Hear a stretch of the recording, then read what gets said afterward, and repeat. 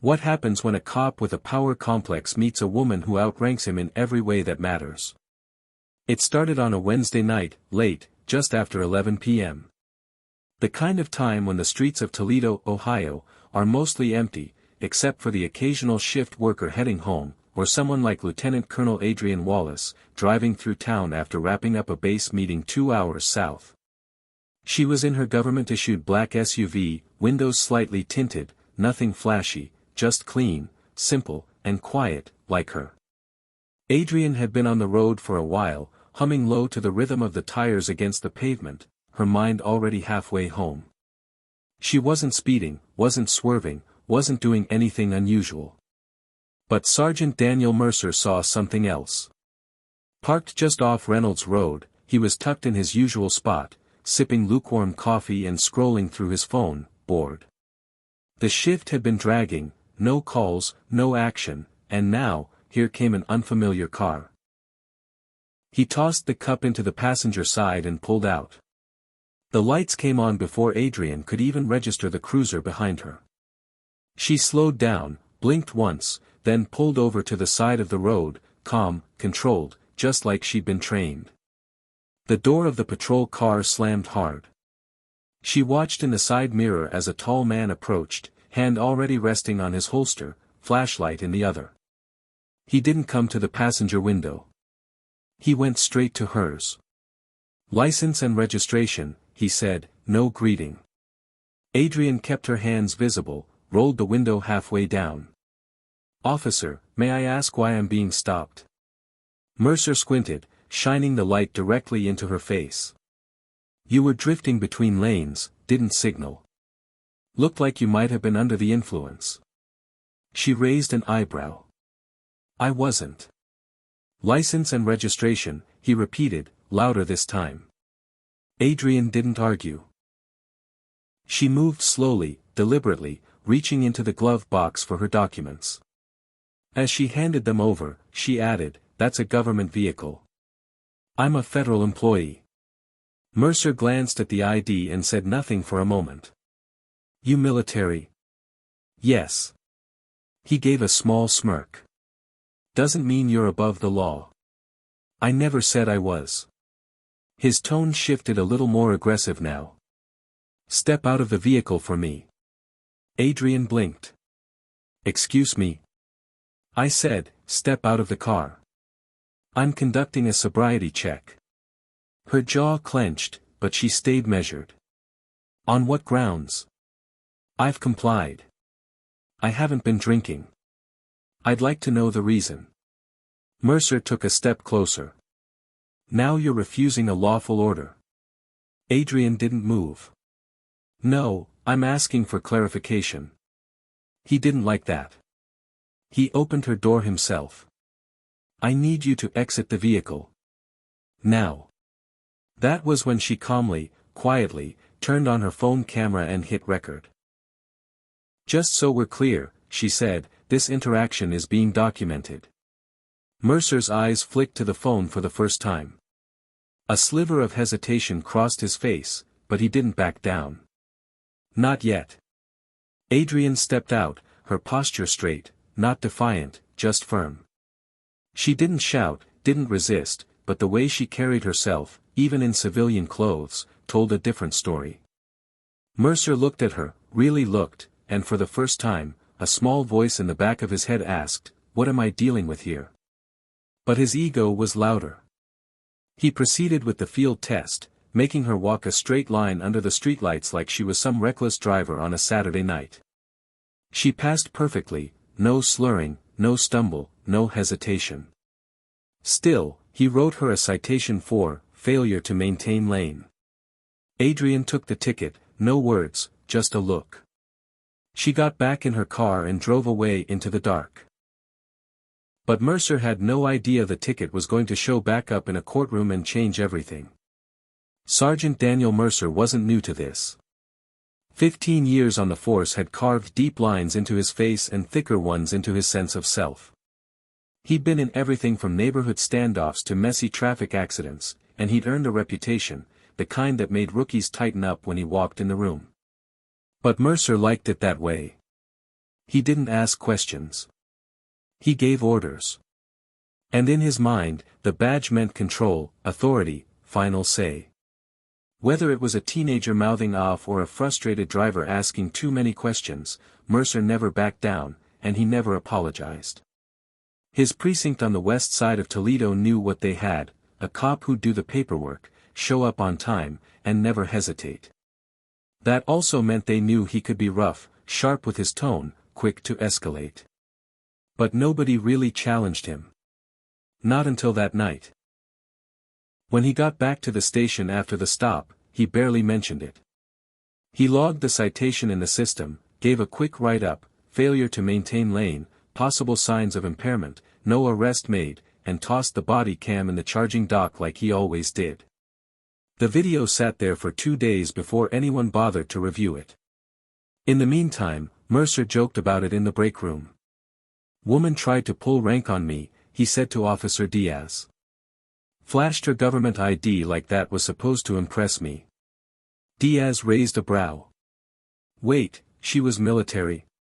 Mercer shrugged. "So she says. Some fed with an attitude. What was her name?" Mercer leaned back in his chair, popped open a bag of chips, and said, "Wallace. Adrian Wallace." Diaz's face shifted. "You mean Lieutenant Colonel Wallace?" Mercer paused. "How would you know that?" "She gave a lecture at the academy last year," Diaz said slowly. "She's not just military. She's high up. Runs logistics out of Fort Wayne. Bronze Star, 2 deployments. She's legit." Mercer scoffed, waving it off. "Don't care who she is. On the road, I'm the authority." But something about Diaz's tone lingered, that small note of caution, of respect. It chipped at Mercer's usual armor. Still, he didn't go back and watch the footage. He didn't think twice about the ticket. In his head, it was already done and buried. But it wasn't. Because Wallace had filed a formal complaint the next morning. Not just with Internal Affairs, with the Office of the Inspector General. And she wasn't alone. The video she recorded had already been passed along to her legal team, and a copy was quietly making rounds through the military chain of command. Mercer didn't know any of this yet. He was back in his routine, responding to minor calls, barking at people during traffic stops, carrying himself like a man who couldn't be touched. Because for years, he hadn't been. The system had protected him. Supervisors had looked the other way. Union reps had shut down complaints. And Mercer had come to believe the rules didn't apply to him the way they did to everyone else. But now, there was someone on the other side who wasn't afraid. Someone who didn't yell, didn't fight, didn't crumble. She just documented everything, followed protocol, made one phone call at the right time to the right office, and she had receipts. Mercer didn't see it coming until the envelope hit his desk, marked formal inquiry. Adrian Wallace wasn't the kind of person who made noise for no reason. She wasn't dramatic. She wasn't confrontational. And she sure didn't have time to chase down every small injustice that came her way, not after 22 years in uniform, 2 tours overseas, and enough close calls to make most people fold. But this time, it was different. Because she wasn't just thinking about herself. She was thinking about every young soldier she mentored, every civilian she'd seen mistreated without anyone to speak up for them, every woman. Especially every black woman, who'd been forced to swallow their pride just to avoid making things worse. And she wasn't doing that anymore. Back at Fort Wayne, Indiana, Adrian sat in her office the morning after the stop, staring at her screen. She'd barely slept, not because she was angry, though she was, but because the whole thing kept replaying in her head. The way he talked to her like she was nothing. The way his hand hovered over his holster. The way he tried to bait her into reacting. She knew the script. Knew what could have happened if she hadn't kept her tone even. Knew exactly how fast things could go wrong, even with the camera rolling. Her aide, Sergeant Daniels, poked his head in. "You good, ma'am?" Adrian looked up, expression calm but focused. No. But I'm handling it. He stepped in, closed the door behind him. I saw the footage, he said. You want me to loop in the base attorney? Already done, she said. Daniels hesitated. You sure you want to go public with it? Adrian leaned back. I'm not looking for headlines. I'm looking for accountability. And she meant that. She'd spent her entire career leading with discipline, with integrity. Her rank wasn't just something she wore on her shoulder, it was something she earned through years of work, through decisions that affected lives. She'd commanded convoys across dangerous terrain, coordinated relief efforts after hurricanes. She'd been responsible for soldiers, supplies, and security across 4 different continents. But none of that had mattered when she was pulled over on a quiet road in Ohio. To Mercer, she was just another suspicious driver who didn't move fast enough when questioned. And the thing that ate at her wasn't just how he treated her. It was how comfortable he seemed doing it. That was the real problem. So Adrian made a few calls. First to JAG, then to the Inspector General's office. She attached the footage, filed the complaint. She didn't embellish. She didn't dramatize.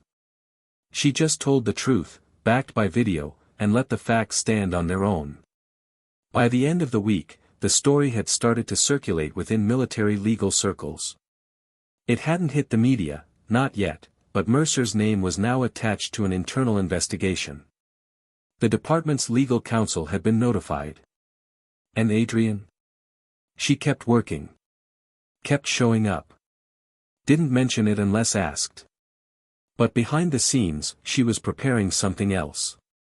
Because her lawyer had suggested that the stop wasn't just inappropriate, it might have violated federal policy, considering her government status in the absence of probable cause, and if it came to it, they'd go to court.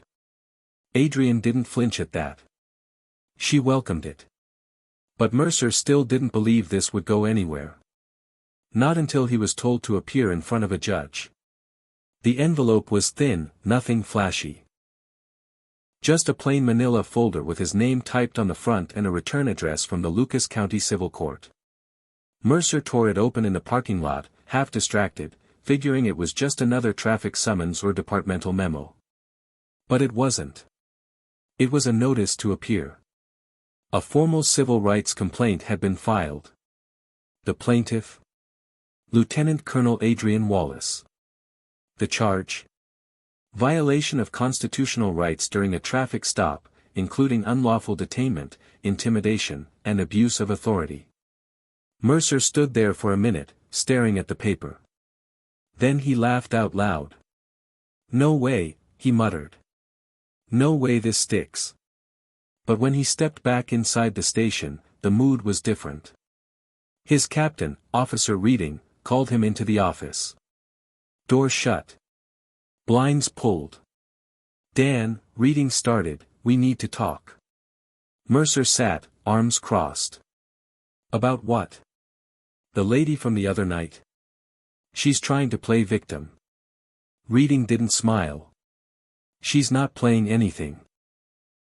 Do you even know who she is? I don't care who she is. She got pulled over, acted smug, and now she's mad I didn't kiss her shoes. Reading leaned forward. She's not just some random motorist. She's a lieutenant colonel. A combat veteran. Her record spotless. Her connections are deep. And she's got the whole thing on tape, from 2 angles. Yours and hers. Mercer scoffed. So what? We just roll over, say sorry because she's got some stripes. No.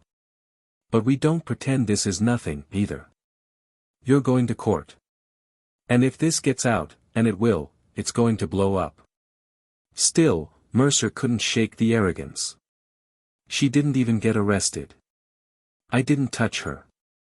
I was following procedure. You were on edge, Dan. You escalated. You treated her like a suspect before you even knew who she was. Mercer bit his lip. For once, he didn't have a snappy response. The notice said the court date was set for 3 weeks out. In the meantime, word had spread across the department. Whispers in the locker room, sideways glances in the hallway. Nobody said anything to his face, but Mercer could feel the shift. He wasn't the wolf anymore. He was bleeding. And the rest could smell it. Back at her base, Adrian prepared too, but in a different way. She didn't throw press conferences or demand attention. She met quietly with her legal team, reviewed every second of the footage, and outlined her experience in exact detail. She was calm, collected, but relentless. Her lawyer, Delaney Price, sat across the table from her and said, "You sure you want to do this in court? It's public. It'll follow you." Adrian nodded. "Good. Let it." Price paused. "Most people would have let it go." "I've let too much go already," Adrian said. "This isn't just about me." She wasn't looking for a payout. She wanted a public record, a moment that could be referenced, something that showed power didn't excuse behavior and that silence wasn't the only option. She wasn't just standing up for herself.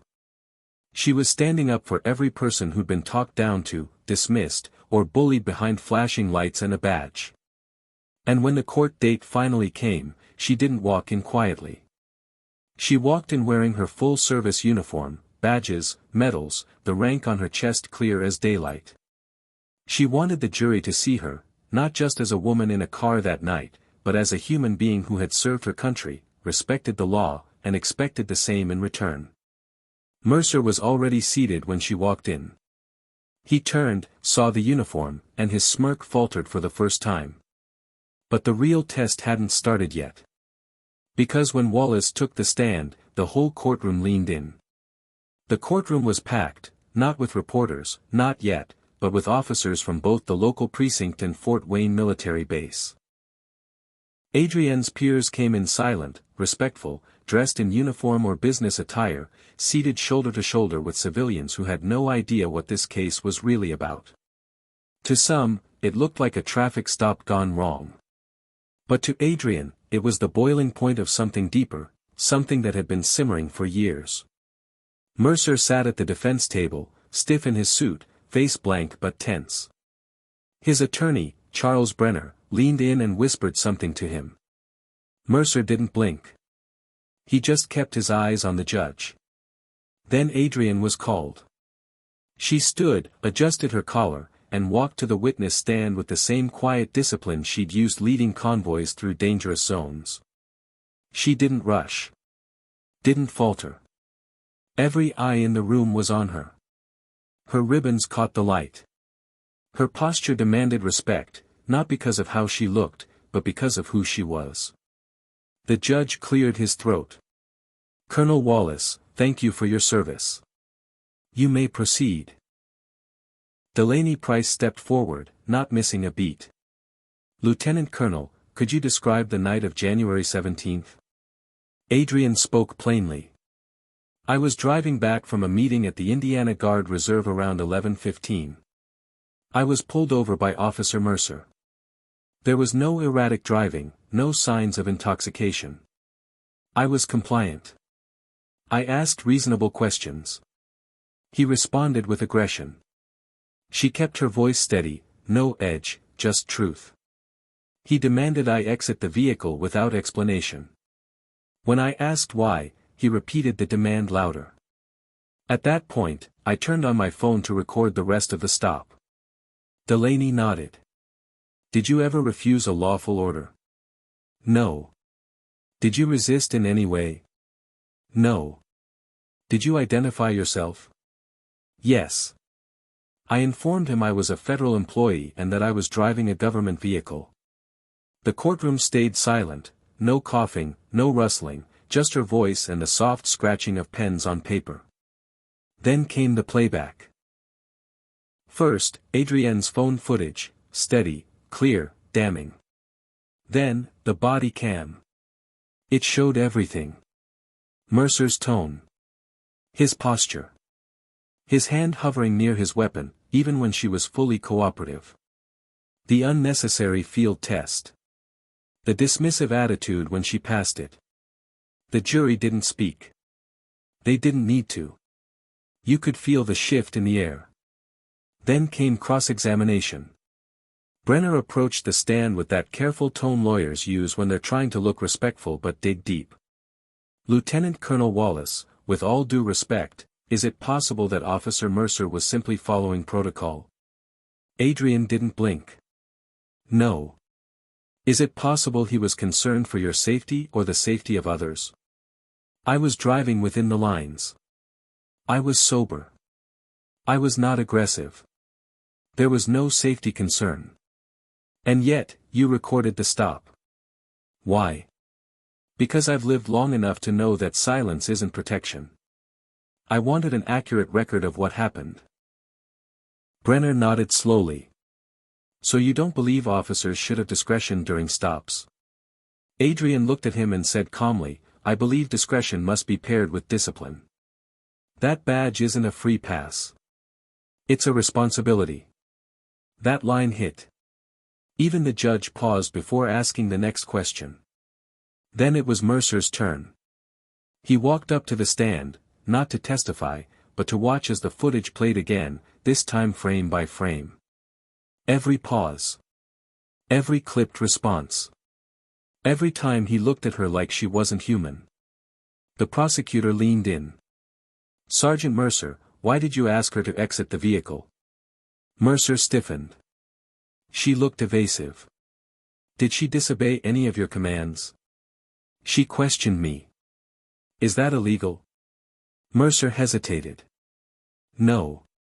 Did she raise her voice? Make threats? No. So what made you escalate the stop? No answer.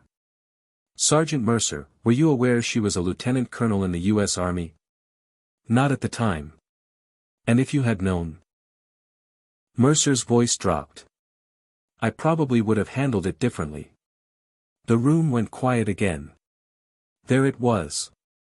The truth, or at least a part of it. Not regret. Just a slip of honesty. Mercer didn't see a person that night. He saw someone who didn't move fast enough, didn't speak the way he liked, didn't submit. And now, sitting across from her with her rank laid bare, the courtroom could see it too. But the trial wasn't over. Because now, the jury had to decide what accountability really looks like. 3 days passed before the verdict came in. The courthouse was quieter this time, no military uniforms, no off-duty officers watching from the back. Just Adrian, her lawyer, and a few civilians who had followed the case out of curiosity. Mercer sat with his attorney, hands clasped, trying to hold the same blank expression he'd worn through the entire trial. But this time, his jaw moved slightly, like he was grinding his teeth without even knowing it. The judge, Cynthia Morales, shuffled the papers on her bench and looked out across the courtroom. In the matter of Wallace versus Mercer, she began, the jury has found in favor of the plaintiff. Mercer shifted. Adrian stayed still.